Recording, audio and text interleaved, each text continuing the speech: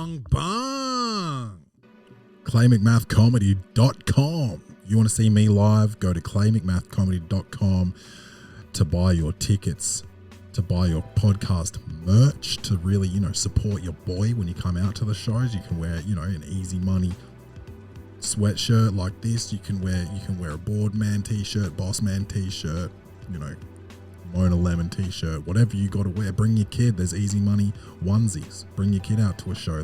Let him learn some bad words. His first word can be the F word, but or he or she, because it's a white onesie with Easy Money on it. It's perfect. ClayMcMathComedy.com for all your Welcome to the Poddy and Clay McMath comedy needs. Please, that's how you can support the show, by going through buying some merch. You can also support the show by purchasing Bung Bung Coffee, because Bung Bung Coffee powers the Welcome to the Poddy podcast, and it is so delicious, man. I saw somebody eating Bung Bung Coffee, eating straight out of the bag like it was a pack of chips. And I mean, you're supposed to grind it down, soak it in water, drink it. And that's how you get your energy. But this man didn't even have time for that, and he just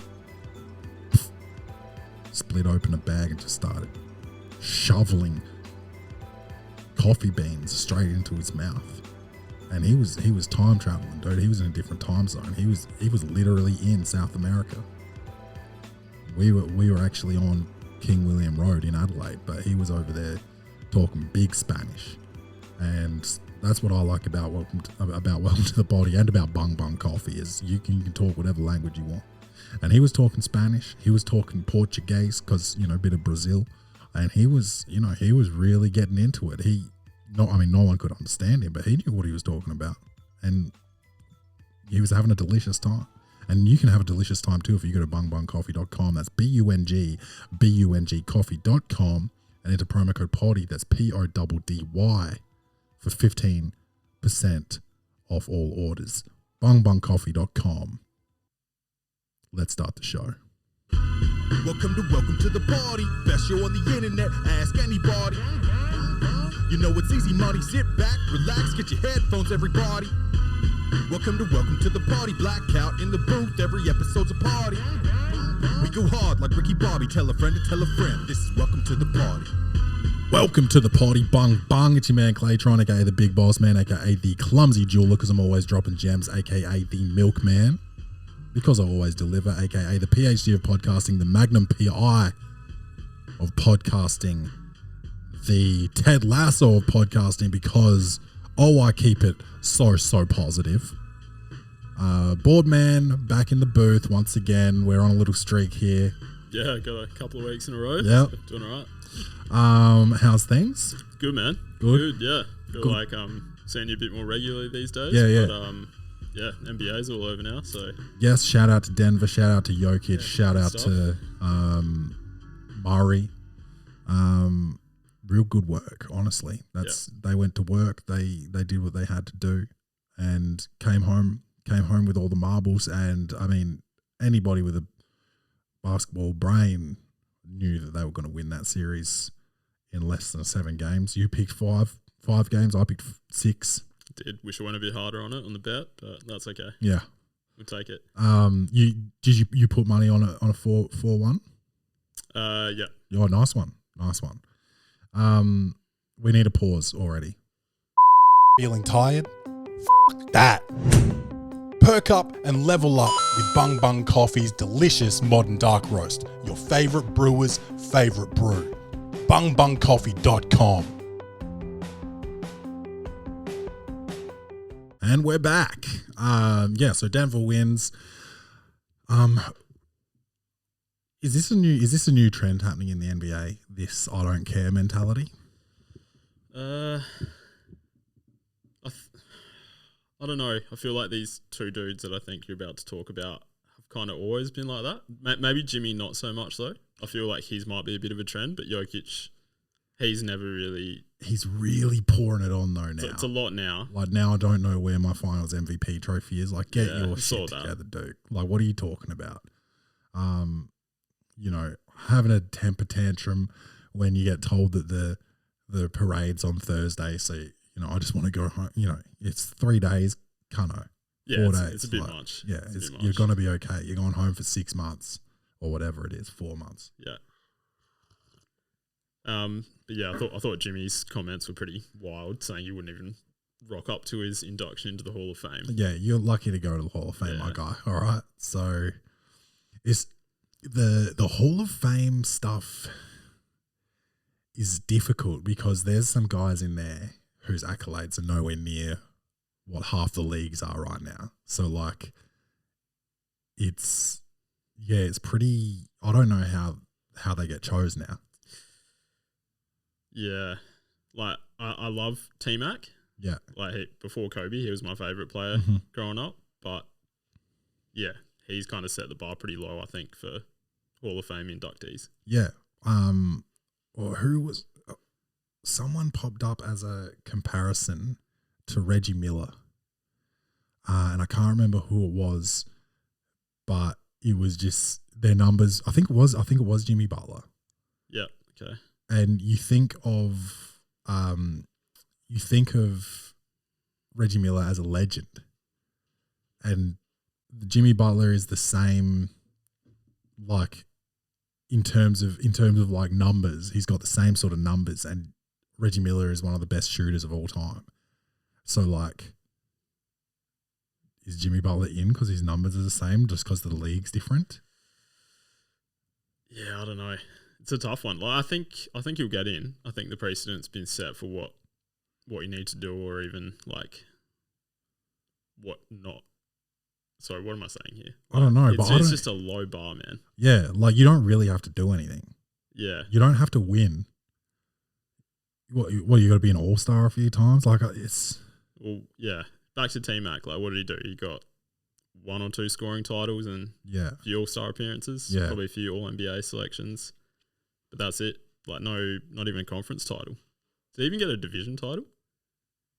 Maybe with the Spurs. I don't know if we're counting that, though. Surely we're not. Yeah. But at the end of the day, in 100 years, they're going to look back and see he was part of a team that got a conference title. So Yeah, and it's I don't know what the prerequisites are for it, but Jimmy Butler, Jimmy will get in and he's going to attend the ceremony. he will attend it. Yeah. And yeah, Jokic. I mean, yeah, this I don't care shit. Like, oh, this is just my job. I clock in and I clock out, and I don't care. Shut up. You care, man. You care. Everyone knows you care. If you didn't care, if you truly didn't care, you wouldn't be there. Well, mate, you know what? Maybe I'm wrong. Because Ben Simmons doesn't care, and he's there, He's there. like in the league. Oh, okay. Yeah. For how much longer? I don't know. Well, we're in the part of the year where the infamous workout tape comes out. So who knows? Who knows what's going to happen with this guy? He might come and average 9 points per game next season instead of 8. If he averaged 8 this season, I'm not even sure if he got there. Yeah, I couldn't tell you, man. Well, it wasn't good though. No, and I don't want you to Wasn't Google Ben Simmons statistics on my computer because I don't want any type of algorithm showing me extra I feel Ben ya. Simmons. Yeah, I've already said his name 3 times, like handyman. that's enough. Enough of the Ben Simmons talk. But yeah, how'd we get onto that? Oh, because we've been hanging out on weekends watching games. Yeah. So now we have find to something else to do. Watch the footy or something. watch footy, play pool. Yeah. Really indoor stuff now because I'm not about this rain situation. Yeah, footy and pool sounds good to me, man. Yeah, so retiring from golf for a few months. RIP to the NBA. Yeah. Good season. But yeah, this week, apart from that. It's Rachel's what's new? birthday this week. Yeah. Did you guys go out for dinner or was that an old pick? Lunch and dinner. Big day. Nice. Yeah. So went for ramen for lunch, and then there's this pop-up restaurant in the city at the moment. And it's like fancy pants shit, and we went there. I was thinking, it's gonna suck Wednesday night. It's gonna be no vibe, packed. Yeah, nice. Yeah. Did young fella get a gig or did he get palmed off? Nah, because we didn't get a reservation till 8:30. Okay. Starving, bro. Yeah. Starving. But so we put him down to sleep, and then Mum came over and looked after him, I guess. He was here. She just watched in Netflix. case. Yeah, the easiest babysitting gig. That's what the teenagers dream of. That type of babysitting gig where they can just fuck on the couch. I never had to babysit. Neither. You never had to do it for your younger brothers? Oh yeah. Okay. But I never did it as a job. Never the neighbours' kids or shit like that. Nah. We were never a neighbourly family, like chatting to the neighbours and shit. That never was a thing. Yeah, I'm in the same boat. I just go do a bit of gardening up front with my AirPods in, just try to ignore them as best as possible. Yeah, but we're here, like we've got like this little community happening over here. Yeah, you're real friendly with heaps of people around here. Yeah. Always getting waves when we're out in the front yard with the dogs. Yeah, everyone except the guy that came by with his dog that time, but he's never come back again. Because I'll shoot him, and he knows that. Learned his lesson. Oh, fuck. Low energy start to the podcast. Might delete all this. Let's get into Clay's reviews. Comedy, action, or horror. Will this movie win an Oscar? Set design, directing, acting, lighting, or costumes. This segment is Clay's Reviews. So I watched this movie on Netflix called The Mother. The Mother, starring Jennifer Lopez. And basically she's a ex-Marine or something, gets caught up in like this drug dealer world, gets pregnant, has a kid gets taken, and she wants to save the kid. It's like Taken meets The Equalizer. Okay. Did you see The Equalizer with Denzel? I think I have, but it was a while ago now. Can't really remember how it all went down. It's like The Equalizer if Denzel Washington was trying to get his kid back instead of, I don't know, defend at fucking Bunnings or something. You know? Okay. So it'd be like, and by the way, I'd love to see this movie. It'd be like The Equalizer. It'd be like if John David Washington got taken from Denzel Washington in real life at the ages they're at now. That would be fun. And with the skill sets they have now. So Denzel Washington has to like act his way to get his son back. That would be pretty dope. Yeah, okay. Would you watch that? Yeah, why not? I feel like I've watched a lot of things, but I just can't called remember. The Actualizer. Actualizer. I would watch that shit. And John David Washington's just like, because he looks like a small guy. I can't even picture him. Did you see Ballers? No, I never watched that. Did you see Tenet? Yeah. Black guy with the beard. Okay. Yeah. Oh, yeah. Main guy. That's Denzel's son. Yeah, right. Okay. Yeah. There you go. Anyway, we're not talking about them. We're talking about Jennifer Lopez, who you said you don't rate her much as an actress. Not really, man. And even as a singer. I don't rate her much as a singer. I rate her more as an actress, but not highly as an actress. Okay. But I think she's better at acting than singing. And she's better at good looking than she looks great. Yeah. How old is she now?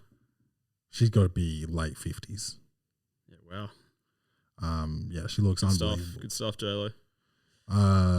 So I don't know, I didn't do any research into this movie. I don't know if she took fighting classes or like did the fight choreography, but the fight scenes are pretty dope. I always like a scene where you set up all your booby traps and your explosives and shit, and then you see it, come to fruition. I like all that kind of shit. Very Equalizer-esque. Okay. And I like a relationship gone wrong come good. Because her and the daughter had some problems. And then they got solved. How old's the daughter? Like roughly? 11 maybe. Okay. Yeah. Yeah, nice. Yeah. And, it was cool. I relatability is low for me. I mean, I've got a son. He's 1 year old. Yeah. If he gets taken and then I take him to a little cabin in the woods, there's no way I can teach him my skill set to defend ourselves. He's going to have to, like, I can't even get him to be quiet. You know, we're effed. And my skill set's not that of a Marine, it's comedian. Like, I've got to try and tell jokes to get us out of this situation. Yeah, good luck, dude. Yeah. But yeah, it's the only thing that really I can relate to in this is I've said 2 or 3 times on this podcast, you get too close to my kid, I'm going to smack the shit out of you. But I mean, if you're like a South American drug lord, like I mean, what am I going to do? Yeah, that's a good point. Yeah. Probably won't even be able to make him laugh because his English might not be that good. Yeah, So- broken English jokes. I don't know how many jokes I've got that are funny in more than one language. None, I think. None? Maybe. Yeah, I was racking my brain then. I don't think I've heard you say any jokes in any other language. No, I gave this a 5 out of 10. But I could watch it again, like just for the action, you know, like, but like as a film as a whole, like it just was a bit. We've seen it. Yeah, I'm not going to go watch a 5. Yeah, there was no originality to it. It was Taken meets The Equalizer in the snow. With Jennifer Lopez. Yeah, with a lady. Yeah. Yeah, so it was I might watch it. It was Ghostbusters. It was the new Ghostbusters. I haven't seen that shit. Have you? I'm assuming you've seen it. I think I saw it. Forgettable. If I did, it was forgettable. Yeah. I saw Ocean's 8. How'd that go? Womp, womp, womp, Yeah. wow. Yeah. Yeah, I remember hearing that. Shit house. Critical reviews back when it came out. Yeah. So 5 out of 10 for the mother. Also watched this movie called Bros. This one was on binge. Starring Billy Eichner, who no one knows. I've seen him before in Parks and Rec, and I liked him way more in Parks and Rec. This Bros is just a gay rom-com. And there was a not a sex scene, like it wasn't a porno, but like Is this the Korean one? Sorry, I'm just looking it up now. no, not Korean. No. Okay. No Is it white guys. The bros or bros? Bros. Just bros. Okay. Yeah. There was a sex scene, and yeah, I got uncomfortable. Because the guy who he was dating was usually a top, I think, and then he was like, "I want you to fuck me," and it was just like hell aggressive. But like, I guess I've seen hell aggressive straight sex scenes, so I can't really talk. I don't know. Hell uncomfortable talking about this because it just seems homophobic, but I'm not trying to be. But isn't that the worst when you're not trying to be and you still are? So you just are? I don't know. I hope not. I hope not. One of my best friends is gay. Nah, it was Billy Eichner. I don't know if he wrote it, but his character in this thing was really pushing the agenda of like gayness. And like his whole thing was just like argumentative and like abrasive about like just pushing and yeah, I don't know. It was just like, I didn't like the character in the movie who is the main like you're supposed to relate to or enjoy at least the main character in the movie. Mm-hmm. And he was just so annoying. The guy he was dating, I liked.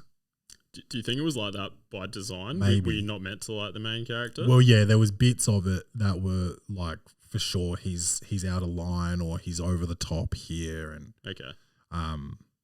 Yeah, but because it is like the topic of being gay and you're like they're not trying to turn people off of gays, right? They're trying to be more inclusive and be like, look, we can do a rom-com and normalize being gay, right? But this guy was just so fucking aggressive. Yeah, in terms of his activism. Okay. That it was just like, dude, chill out. You know? Yeah. Do you think if it was, someone like from that community would be like championing this a bit more? Or would they? He is from that community. No, but like a viewer. Oh, Like someone like not you. but someone else watching it from that community, do you think they'd probably feel a bit differently about it? Or do you think it would still be a bit like, this is a bit full on the way he's trying to push this, not agenda, but... I think if you're trying to normalize or not normalize, or... Yeah, it did seem like an agenda push. But if you're trying to bring something to the mainstream or normalize something, whether it's being gay, being black, being Hispanic, being a chef, you can't make people like if this is my first mainstream exposure to homosexuality, then my opinion is going to end up being like, oh, these guys are just so fucking aggressive with like you wanting to accept them in like, and yes, they should be accepted, right? Like I don't know if this is coming across correctly because I do accept it, right? I do accept homosexuality. I don't have any problem with it. I voted yes. But like, if you're not familiar with, if you've got no homosexuals in your life, and this is your chance to be, you're like, yeah, I'll watch this movie. I'm open to this, and then this is what you see. Yeah, I think that other people in the LGBT community would probably be like, oh, what are you doing, man? Like, this is a bit too much. Too much, okay. Yeah, because it just was like aggressive. But I think, yeah, like you said before, I think some of the stuff he was doing was meant to get that reaction, but it was just like, you are supposed to sort of identify with the main character of a film. If he's the protagonist, you're supposed to be along on the ride with him. Yeah, makes sense. Okay. And I think his like the chip on his shoulder was historic, like, and we didn't see anything, like we just saw him as like a late 30s or early 40s man. We didn't see him grow up and what he went through, so he just was like a jaded guy. Yeah, okay. We didn't have the like flashback here or there might have helped. Maybe. Yeah. I don't know.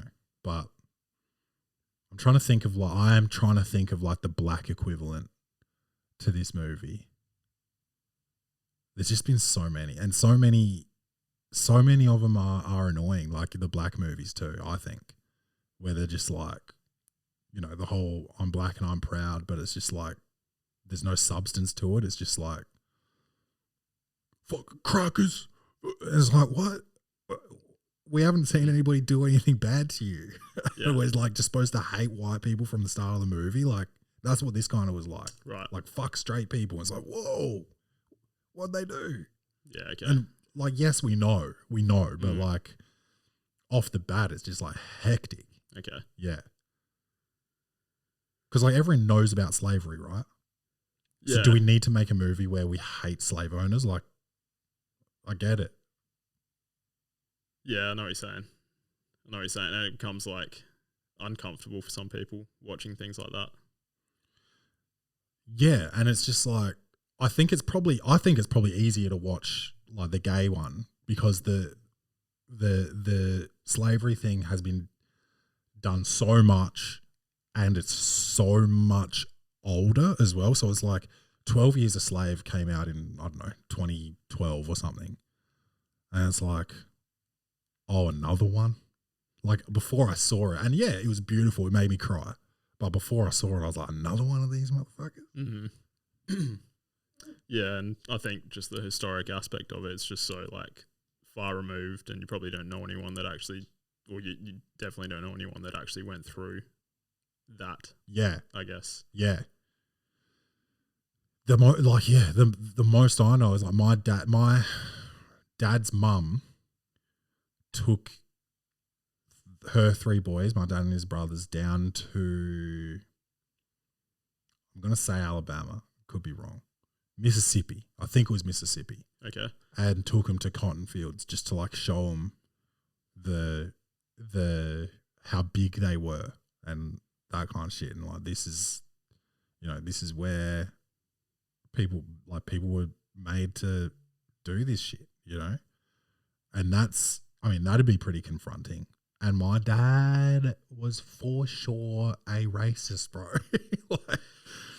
Like, I can firsthand, I can understand why racism is a thing, because if I was in a community that was only black, and my dad talked to me the way that he did growing up, I would have just grown up to hate white people. But I just only had white people around me, so I didn't have a choice. I couldn't just hate everyone. So I didn't end up being that. But like, if I was just in a black community, I would have definitely just hated white people and never trusted them because of my dad's experience and the way he talked to me when I was growing up. Is he still like that now? I don't think so. I haven't heard him talk like that in a long time. Okay. Yeah. But like, yeah, if that's a white kid that just goes to a white school, then, and it's a white dad talking about black people that way, like, yeah, it's so easy to just have that idea. Yeah.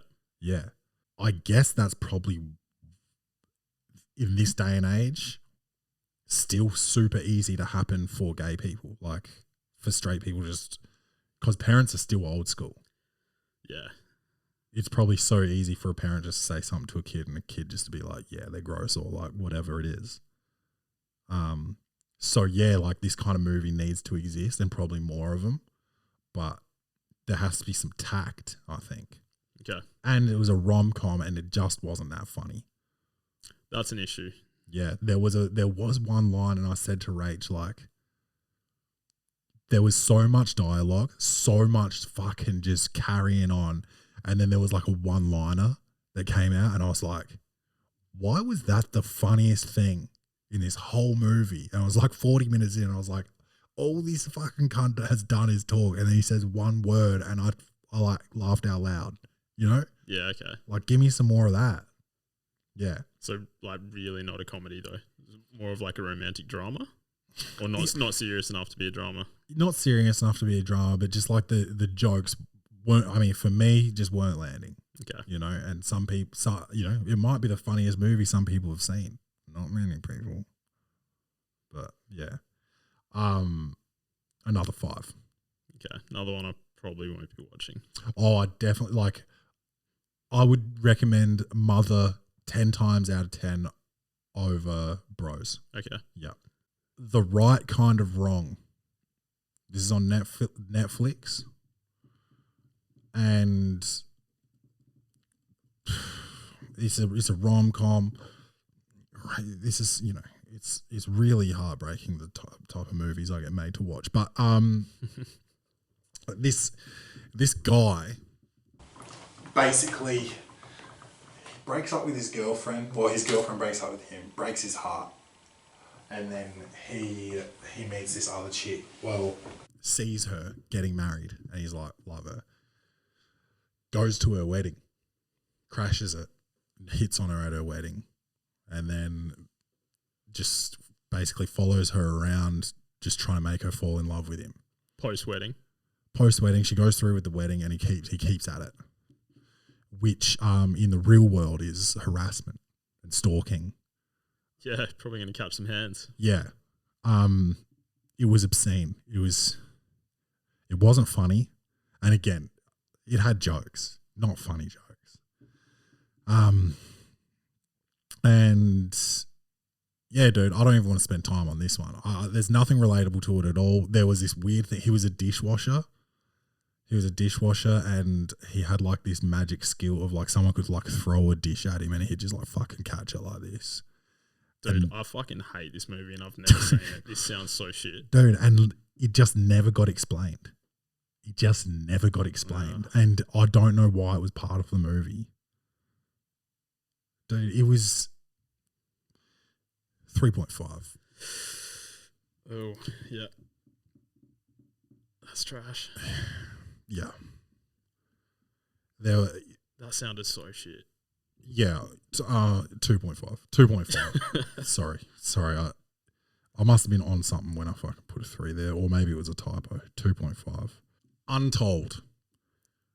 The rise and fall of And1. And1 was basically a street ball brand. They tried to just be a sneaker brand, and they had a horrific open, which I was not aware of this history, but they signed Stephon Marbury straight out of college. And his first game wearing the and ones, he breaks his ankle. And they've just run a huge ankle breaking campaign. Yeah, you must be doing it to other people, bro. Yeah. So I didn't know that, that was the first interesting thing. I was like, holy yeah, shit. I didn't know that either. Well, and they started out with remember all the t-shirts with the trash talking? It's like the silhouette guy. Yeah, and it was face. like, your jump shot's as broke as your girl or something, stupid shit like that. Yeah. That was how it started. The three guys got together, three white guys who just loved basketball. They're not pros, never went pro, just love basketball. Sat down and were like, we want to start this company. What do we do? They started talking about the trash talk. They talked about and one being like, and what? That'll be the name of the brand. Then trash talking can be our thing. So the first thing that they ever did was write down 30 trash talking slogans for t-shirts on a napkin at a diner. I'm not going to go through the whole history, but basically the rise after the Stephon Marbury thing, when they chose to go away from like athletic endorsements because there was just no way anyone in the NBA was ever going to wear the sneakers again. They went to street ball. They just found this huge movement of like playgrounds and people who love to play and guys that missed out on the pros and are still just like crazy talented out in the streets hooping. And they were like, we can endorse these guys. Well, they can endorse us. Yeah. And then they made the first mixtape with like, I forget who the DJ was. And the rest is basically history. Like that first mixtape blew the fuck up. And then, people are asking for number 2. It's all on hip hop music and like, it's just went nuts. And then they started touring. They had a show on ESPN, which was like, it was like you win a contract if you make it through the whole show. Yeah, okay. It's like The Bachelor but basketball. And it gets to this point where the players become aware of the financials. No one broke into an office and found books. They just were getting like cheese pizza after a game, and then they saw the staff bus and they're getting like lobster and just expensive, beautiful shit. Yeah, okay. And they've got footage of guys going on the staff bus and taking all their food, pushing over a staff member, and then it moves to like locker rooms and guys start talking about how much they're making versus how much this guy's making, and then they're fighting before games, after games, and it just fell apart. It just fell apart. Got to pay the talent, don't you? Yeah, and the craziest thing was because they were signed as athletic endorsements or whatever, however you phrase it. They weren't signed as employees, so they didn't have stock options or anything. So these guys made hundreds of millions of dollars, the 3 white guys, and all the athletes got. They made that much? I think so, yeah. I think they sold it for almost $1 billion. Yeah, wow. Yeah. I could be, it's all on source here at the Welcome to the Poddy podcast. I haven't said that for a long time. That felt good. But none of the players got shit. And they... they're all, talking heads on the show, like they're all getting interviewed and they're not happy. Oh, I can imagine, man. Yeah. I can imagine.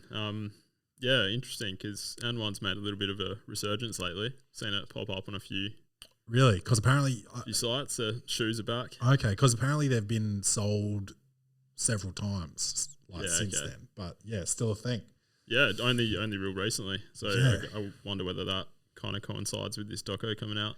Yeah, and because of the popularity of like the shoes, and they were good shoes as well. Yeah, they were cool looking shoes. They were cool and they were one pair. They were good. And they were good. They didn't like fall, but they weren't big baller brand. They were quality. They were actually quality I sneakers. remember everyone was wearing them back in the day. Yeah. Man. And yeah, trying to do like professor moves and shit, Yeah. like warm ups. It was pretty crazy time. Yeah. And because of that popularity, Vince Carter wore a pair of these shoes in his, iconic dunk contest in the year 2000, and they didn't ask him to. They just saw him wearing them. They were like, "Holy shit! Like, what's gonna happen?" And then it like took and one to another level. I've never noticed because I would have watched that, like his highlight reel from that dunk contest countless times. Yeah. I've never noticed. Neither. To go back and watch it one more time. I think. Neither until I saw this this documentary, and then like you think of the posters, and it's like, oh, you can definitely see those and ones. Yeah. How'd this one go on the old ratings? This one was a 7 out of 10. Okay. Yeah, man. I just remember the hype. Everything was and one. Everyone had and one branded shorts, the shiny, the silky shiny shorts. Everyone had that. Everyone had the shoes. And one basketballs. Everyone had arm sleeves, headbands, you name it. Everyone had it. The more I think about it, I think they've had a couple of like resurgences in the past decade. Okay. Because when I was still playing out at South, one of our new uniforms came out like 6 or 7 years back, and they were N1. Oh, They were right. N1 branded, but by that time, like N1 was pretty obscure. Yeah, right. Just remember that being pretty rare. It's crazy. I went. Did you go to when they came to Adelaide? Yes, I went to one of them. Yeah. I went like the first time they came out. Yeah, I went to that shit as well. I got all their signatures on a t-shirt. Like, it's nuts, man. Yeah. They were massive. And they were going out and playing these games in front of like, 17,000 people, and some of them were on like 15K a year, bro. So rough, dude. Yeah. It's just crazy because like when we were part of that, that culture, and we never thought of it. We weren't at the age to even, I never even thought of an NBA player's contract. I just thought, oh, they're millionaires, Yeah, these guys are playing basketball on camera. They're getting paid. Yeah. Not paid enough. And I remember there was a period of my life where I was like, fuck, like I hope I get on the and one tour one day, like. That wouldn't still be a thing though, would it? Surely it's just merch now. Yeah, I haven't heard of that shit in a long time. Yeah, but it was crazy. 7 out of 10 though. That was a good. It was like it was kind of sad, but a lot of information that I had just never even thought about, and yeah, it was pretty sick. Sounds like a good watch for a nostalgic hooper. Yeah. Give that a sauce. Stillwater. Yes, one I have seen. Netflix. Kind of recently, yeah. Matt Damon is an oil rigger or construction worker or something from Oklahoma. Yep. And Stillwater. Matt Damon, Oklahoma. This is Untold. I'm in France. Paris. I'm in Marseille. Maya. Yeah, that's a nice name. I couldn't believe it was hard to take him seriously. I was like, this is Jason Bourne though. I was like, this is the second time he's been to Europe, and now he's Oklahoma Jim. And this was another one. It was his daughter wasn't taken, but she was in prison. So she'd like gone over there to study, I think. Yeah. And she was a lesbian, and this was much more appropriate pushing of the agenda. Bit more subtle. Yeah, a bit From more the sound subtle. of it, I haven't seen that other movie. A bit more murderous, but yeah. So I don't want to get into the intricacies of the script because it is a bit of a mystery. But basically, this dad from Oklahoma goes out to try and solve it. I thought the pacing of the film was so slow, man. Yeah, we thought the same thing when we were watching it. Yeah, I was like, is something going to happen at some point in this fucking movie? Like, I was like, So we're not the only ones then. Yeah. We're all just thinking that the whole time. Dude. It's like, where is this? Like, okay, we get where it's going, but just fucking get there. Yeah, and I thought it was going to be a bit more like hectic. Like I thought I was going to be watching Jennifer Lopez, kick somebody out of a fucking window, and he didn't kick anyone out of a window. Spoiler alert. But yeah, dude, I was just waiting I was kind of waiting for him to Jason Bourne the shit up, and he didn't. He looked wild with a goatee. I just don't understand goatees. Bold move, dude. I think goatees are crazy. Do you have any thoughts on goatees? No, no real thoughts. Like, just do thing. I don't know, man. Would you ever rock one? I probably wouldn't. Maybe a bit later in life, might give it a crack. But my mo doesn't link up to my beard, so mine would look fucking nuts. Yeah, right. You could get one of the, because I think Gerald Green has sick facial hair. You could rock like what he does. He's just got like the mo and then this little bad boy down here, and maybe like a tiny solely. Dude, my facial hair's all fucked up. My mo, like the left and right, don't link up. So you just got middle gap? Yeah, huge gap. Some people cut a gap in though. Is that what Hitler has? No, Hitler's got the gap. He's got the filled in and the it's just, outside. I've got like the inverse Hitler. Yeah, dude, that's fucking dope. I don't know, man. If you had it, you probably wouldn't think so. Yeah, but that's anti-Hitler, dude. I don't have so an you're option, like, bro. You're a full like Jew lover then. Like mad acceptance of the Jews, man, which is dope. I like Jews. I only know like two, I think, but I like them. Kevin Jewrant. That is the name of the episode. Kevin Jewrant. Yeah. Yeah, bro. What are we talking about again?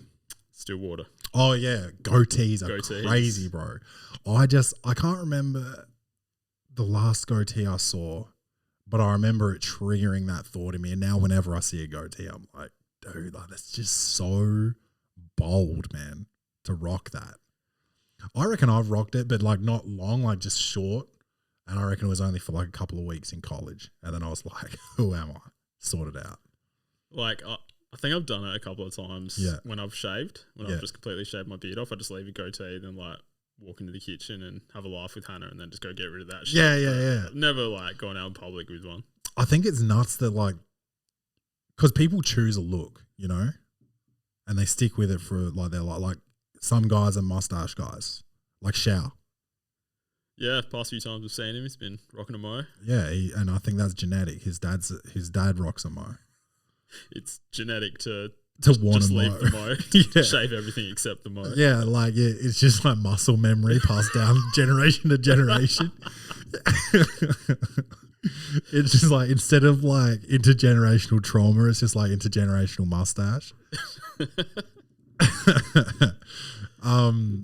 But goatees, man, like, yeah, because I'm like, I've had a lot of beards, dude. Shit ones, good ones. I've had a chin strap, dude. No offense. What, like that Craig David? Yeah, I had that, and there's a photo of it. Oh fuck, where is it? Still floating around somewhere? I reckon it's like in one of my like, what are they called? Like team, not a team photo, but your individual one. What's that? Like a portrait, basketball portrait. I reckon I'm rocking a chin strap in one of those bad boys. Wild. Yeah, and it's the exact same length as my hair. It looks nuts. Like pencil thin type shit? Like a bike helmet. I gotta see this shit. You gotta show me after. I can't picture it. I've got that. I've had the goatee. I've had the I've had the Gerald Green with just the mo and the devil's kind of goatee where it's just this bit and not this. Oh yeah. Yeah. Like KG had that shit as well. I've had that. I've had it all, man. I've had all the haircuts too. Mix it up. Trying to find myself. And now I think I'm a beard guy. I don't know what to say about this movie that hasn't been said. he goes over the line, right, to get his definitely. Yeah. And Rach, the thing that he does, right? Mm-hmm. Rach said something to like she always like brings it back to us, right? Which is great for the podcast because that's what I'm trying to do with every single movie. But she goes, "You better not ever do that." And I was like, "But like, wouldn't you do anything for Kenny?" You got to get Kenny back. Yeah. And she's like, "Not that." And I was like, "Oh, I would." I don't know. I think she was seeing it from the French lady's perspective. Yeah. Cause Yep. Okay. I get where she's coming from. she was seeing it from like, she might have been seeing it from like, what if, I don't want to give anything away, but what if Kenny was that other guy? Yeah. You know? Yeah. Okay. So she was like, you can't just do that. You can't like take it into your own hands. But man, I take a lot of shit into my own hands, bro. Yeah, that's a tough one. Yeah. I'll tell you what. I'm misbehaving to right some wrongs if Kenny's involved. Yeah. I just don't want to give anything away in the movie. Yeah, neither. I just don't know how to like tiptoe around this one. Yep. It's too mysterious. But because of how I did enjoy it. I did like it. But yeah, because me too. It was a slow burn. Yeah, because of how slow it was as well. 6 out of 10. Fair. Only You. This is a 1994 rom-com. And similar to The Right Kind of Wrong, this was full stalker vibes, man. Psycho shit. Marisa Tomei is all about destiny. And she gets told this name. Wait, she's the stalker? Yeah. She gets told this name by a Ouija board when she's a kid, and she's like, I'm going to meet this guy, and that's going to be my husband. And then she gets a phone call and gets told, tell your husband I'm not going to be able to make it to his wedding, right? And she's like, oh, okay, yep, no worries. What's your name? And it's the name. And she's like, oh, where are you? Where are you? And he's like, oh, I'm at the airport. I'm going. And then she gets it. She's wearing her wedding dress, dude. Gets in a cab and goes to Italy to try and find this guy. Italy. And it's all about finding this guy, and it's mad pathetic and stalkerish, man. And again, like, I get the romance of like destiny and fate, whatever, but you can't follow people. Sorry, I'm going to backtrack here a little bit. So she's in America, and she puts a wedding dress on. Yeah. She gets gifted a wedding dress from her fiance's mother, and she's trying it on, and the phone rings. And like while she's still wearing the wedding dress, she goes to the airport and gets on a plane wearing the wedding dress. Yes. Right. Okay. Sorry, we can continue now. Yeah. So it's psycho shit, dude. Nuts. Absolutely fucking nuts. Yeah. And I'll tell you this too. If I'm cruising around Italy and some chick approaches me and she's like, oh, I'm just looking for this guy. His name's Claiborne McMath. And I'm like, oh, I'm Claiborne McMath. She's like, oh my God, I'm meant to be with you. I'm like, oh, okay, I'm going to call the cops. Even if it's Marisa Tomei? Well, she's got a boy haircut in this movie, pushing the agenda. Oh, shit. Pretty progressive for their time in 1994. Aimed at women. Like, you know how some of them are, you can tell if they're aimed at like couples, women, or men, the rom-coms. Mm-hmm.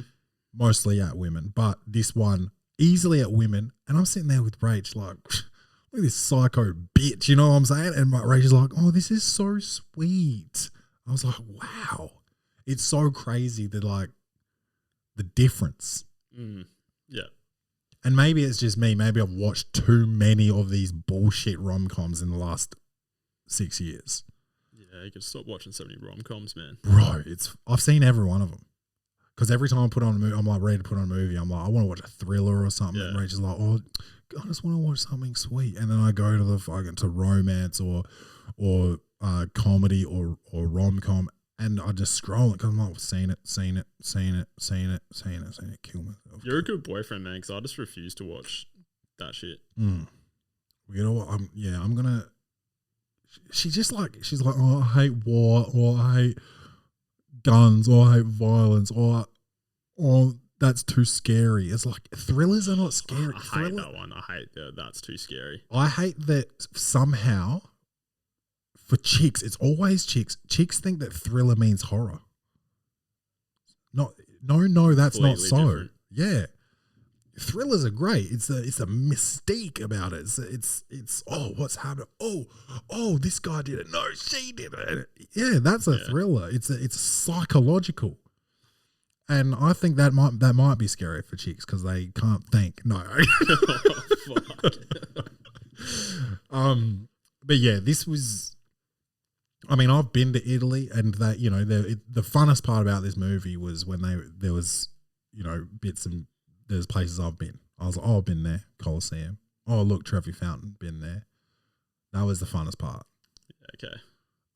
There was this one part that I need to explicitly run through this scene.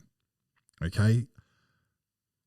When they're looking for this guy, I forget it, Damon Brown or something. Damon Bryant, something with a B.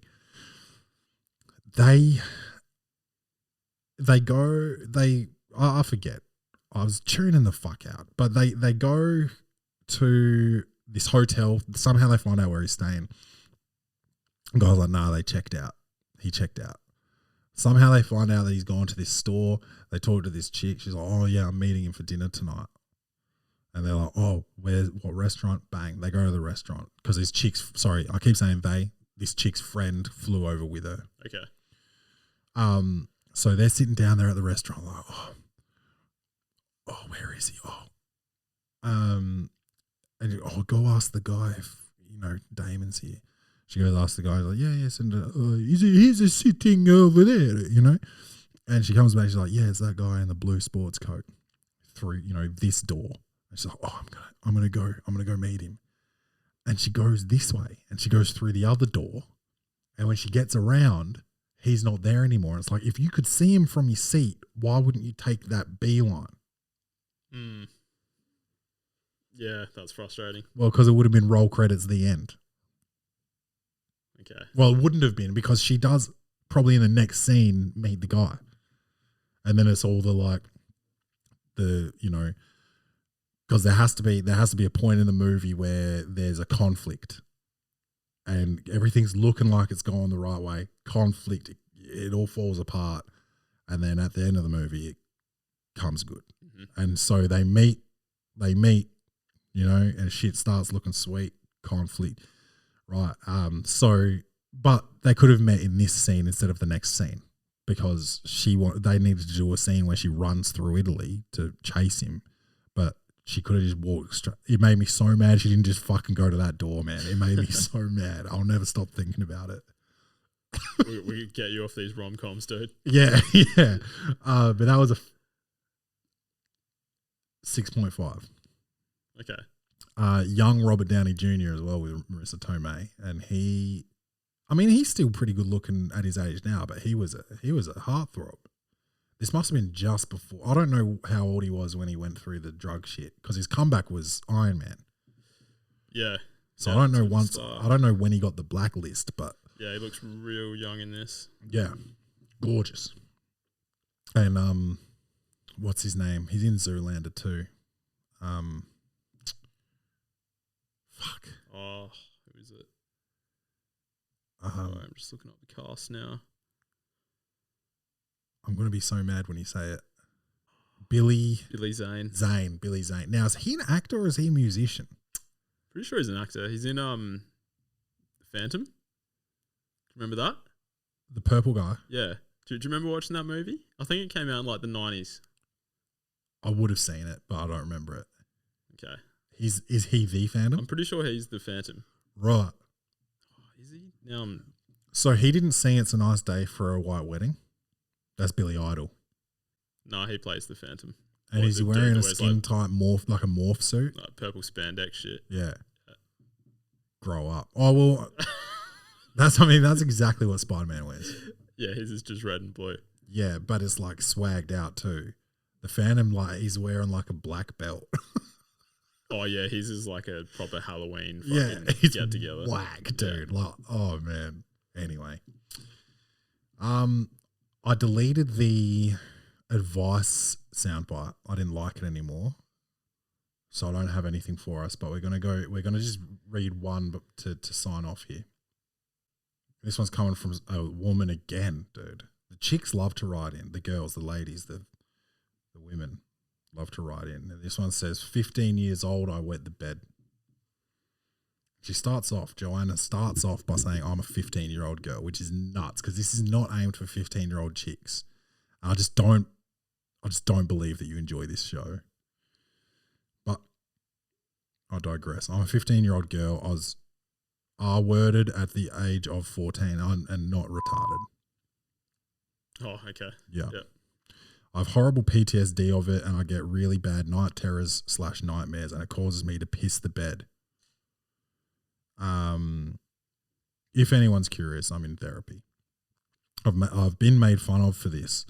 I wear adult diapers to bed, but I want to do more to keep my bed clean because sometimes I leak out of the diaper.